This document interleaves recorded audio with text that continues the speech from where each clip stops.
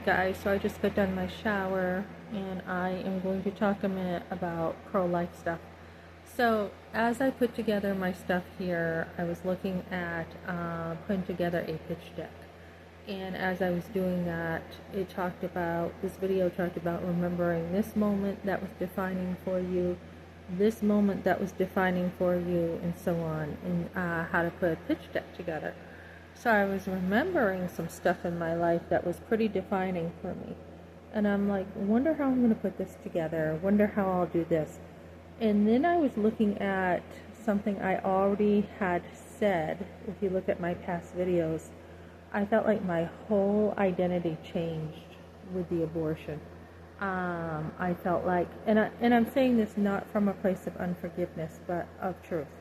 So as my mother had said, don't tell me you're pregnant, and she let me know I was pregnant, my whole world changed. My whole entire world was changing big time. So as my identity, and I talked about that before, was changing, and I got broken by abortion, totally broken, because one person after another was failing me.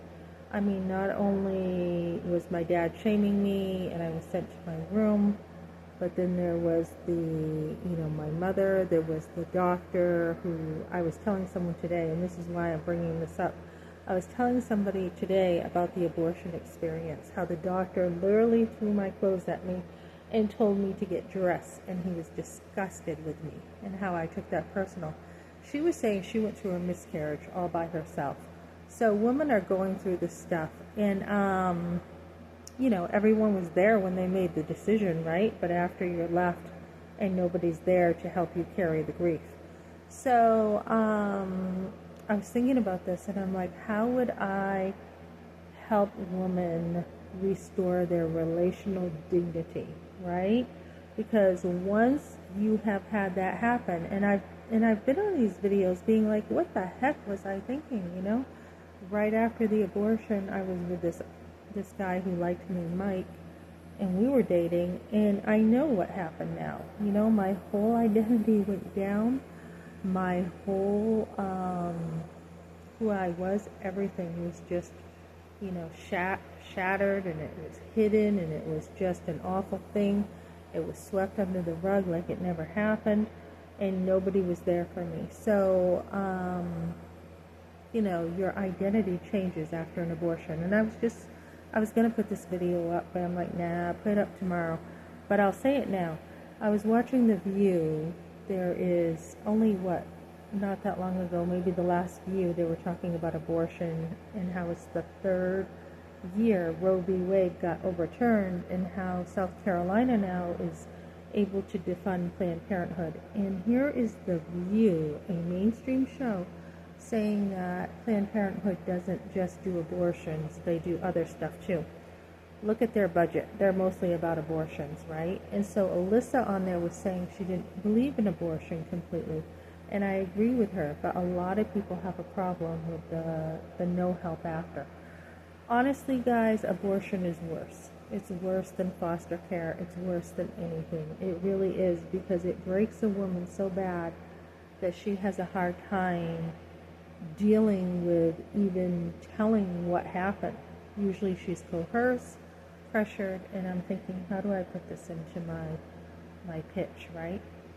So when we look at this, I'm going to say something else about this, and this will bring some understanding to something that happened. So I had a work situation after 2000, what year was it? 2006. No, 2007, I decided to go to a post-abortive class. And, the whole thing was, I really felt like the curriculum wasn't fitting me. I really felt like it didn't pertain to what I had gone through, and I tried to voice myself. And, it was kind of shut down, like, let's do this later. And I'm like, no, I don't want to do it later. I want to get through this. We opened a can of worms. And then I went into a work situation with some men.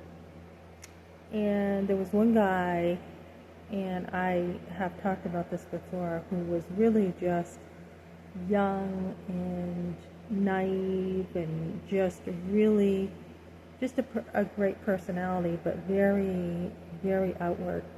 And I had a situation where I said, look, I feel uncomfortable, blah, blah, blah. And I did not understand what was going on with me. I had no idea. I'm like, what the heck is wrong with you, Melissa?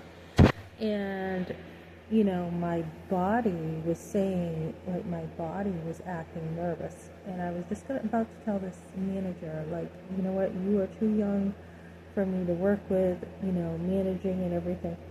And I was trying to figure out, I was praying about it, but I was trying to figure out what the heck was wrong with me. And there was this situation where I felt like things were very different this time with this person. Like very different than what I was used to working with. Hold on, let me take this elastic off. Not just this guy, but his dad. So, let me take this off. So these were men who were in authority. And I've noticed this about myself. Men in authority I've had a problem with who get close to me. And I'm like, what is it? Not irregular men, but men in authority. Police officers I have been scared of. That's been like a fear of mine. It used to be, not so much now, but it was. Police officers, any men in authority. So I didn't understand what was going on with me. There was another guy who was in authority with something else. And I had a hard time dealing with him too. And so there is a situation here with, I didn't completely heal from the abortion with my father. Okay, so I have dealt with the side that my mother had been involved in, but not my father. So when we have men in our life who had broken us and they were mean to us and they forced abortion and everything, and then you have a doctor who treats you like trash after, and he was in authority, you're going to have a hard time with someone else in authority. But the thing is, what happens is when your reality breaks, back when I had the abortion, you now need a whole new roadmap for that, for dealing with different men, right? Because you're going to have the same reactions that you had back with the abortion with men in authority. So you need a whole new roadmap. And I think that's really what was going on with me. I'm like, I don't even know how to relate to these people right now. And you get nervous. You just feel like, oh my goodness, I don't even know how to deal with this. And there's triggers that come up like, oh my goodness, this is happening or this is happening. And I don't know how to deal with it. And you feel powerless, totally powerless. So that's kind of what happened at this job. And, I just, this guy definitely had the right to think something was going on with me, because something was, but it wasn't what he thought. And this is why communication is so important. And if he would have stopped and said, hey, what's going on with you? Why are you acting weird or whatever? You're acting nervous around me. I probably would have said at that time, I have no idea what's going on with me. I did say it's not you. It is not you. I said that a few times. It's not you. And it really was just seeing a leadership that was very different to me, seeing a different way of relating that was really like, what the heck is going on here? So when you have had an abortion, ladies, make sure you take care of the side with the men too. And as I look at restoring dignity to women who have had abortions, most of them have felt coerced. They have not felt like they chose. And I didn't even realize this, and this is how good God was to me. But I mean, I didn't come from a Christian home. Like some, what is it, 4 in 10 women now come from a go get an abortion who are in church. I didn't even have that. So once I got saved and I became a Christian, I was then learning about God, and I got saved, thank God, but I didn't realize my whole identity was starting to change too as a Christian. I was now becoming a Christian, and my dignity was being restored without me knowing. But when I went and worked for these people during healing from abortion, I did not know there was this pocket in my life that needed healing. So that's kind of what happened over at New Hampshire Cleaning, that whole abortion. And I did tell the owner, hey, this is what happened with the abortion. But there was no help in a work situation with how do you deal with abortion with men. When you're dealing with men in authority, men who have mistreated you, who have been in authority, how do you deal with it? So that's kind of what happened. And as I look at this pitch deck now and try to figure out how to help women, that's going to be part of it.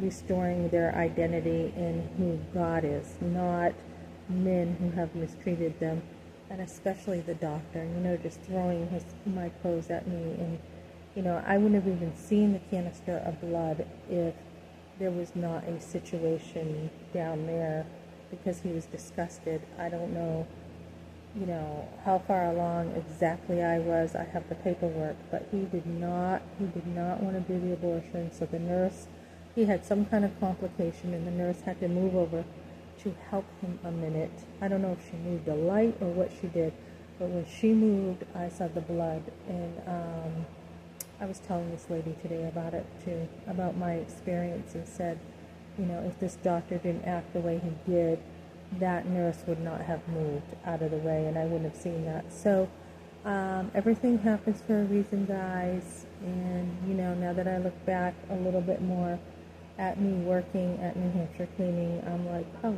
there was a reason this happened too. So sometimes you don't understand yourself, ladies. Sometimes you're like, I have no idea why I'm acting the way I am. And you just got to wait on God and be like, God, I'm going to wait for you to show me what's going on. And any accusations brought against you, as a Christian, just don't stand. And, we're God's, and we need to remember that, the enemy likes to accuse us of things. And even if we did do something inappropriate, which didn't happen, like even in life, if you make mistakes, God is there for you. So there's no condemnation, there's no shame, there's no, God is there. Maybe there are things that are shameful, but God is still there. So, so I just wanted to, talk about that tonight, and talk about how I'm planning. I'm really getting focused on this competition. So, this has been like hell on earth, basically, when you have gone through abortion, and it should not happen to other women. And to hear Joy Behar talk about, the view is going down.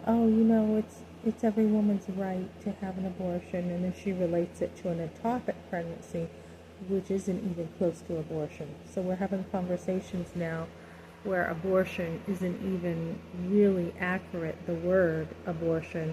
And so many people in the comments thinking, a woman has a right to do whatever she wants with her body.